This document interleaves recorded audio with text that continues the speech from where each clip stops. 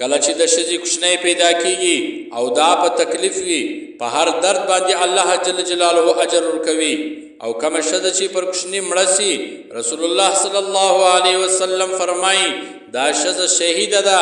هر هغه ښځه چې په نفاس کې وي او دا مړه سي دا ښځه شهیده بلل کیږي چې تر څو پورې څلوېښتې نه وي ختمه سوې او دا مړه سي دا ښځه شهیده ده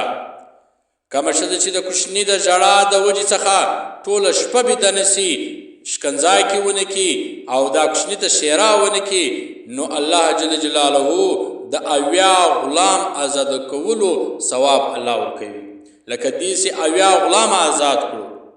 نن سبا خو ښځې چې کله کوچنی زاړي یا پوچ ورد ورته وایي یا ښېرا ورته کوي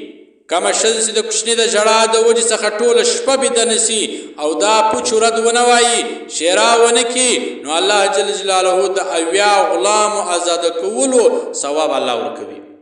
خاوند چې کله کور ته راسي پریشانه وي او ښځه تسلي ورکړي خپل خاوند ته الله جل جلاله د جهاد کولو ثواب الله ورکوي لکه داسې په جهاد پسې تللي وي جهاد وکړي الله دونه ثواب ورکوي چې کله خاوند کور ته راسي پریشانه وي او ښځه تسلي ورکړي د کمې ښځې چې کوچنی په نس کې وي او 2 رکعاته لمونځ وکړي 2 رکعاته نفل وکړي الله جل جلاله د 80 رکعاتو نفلو ثواب الله ورکوي چې کله ښځه امیدواره وي په نس کې کوچنی وي 2 رکعاته نفل وکړي الله جل جلاله د 80 رکعاتو نفلو ثواب الله ورکوي کله چې ښځه خاوند د ویلو بغیر پښې ورکېکاږي ښځه راولاړه سي خاوند نه ورته ویلي او ښځه ورسي د خپل خاوند پښې ورکېکاږي نو د 80 توله سونا خیرات کولو ثواب الله ورکوي دونه ثواب الله ورکوي لکه تاسې راولاړه سي 80 توله سونا خیرات کړي د کمې ښځې چې کوچنی پیدا سي الله جل جلاله د 75 کالو د لمانځه کولو ثواب الله ورکوي او په هر در سره الله جل جلاله د یو حج ادا کولو ثواب ورکوي نن سبا خو ښځې اولادونه نه خوښوي په دې وجه نه خوښوي ځکه بیا دا زر سپین سارې کېږي بوډۍ کېږي له دې وجې وایي زه بیا سپین سارې کېږم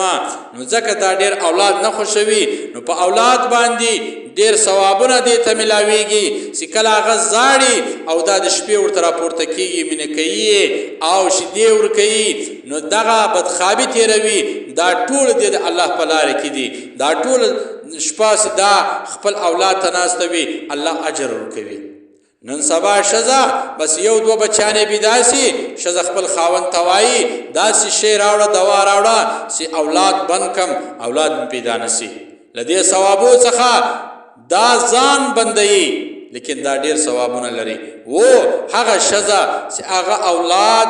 کولو طاقت نه لري چې اولاد دا پیدا کړي بیماره وي او سم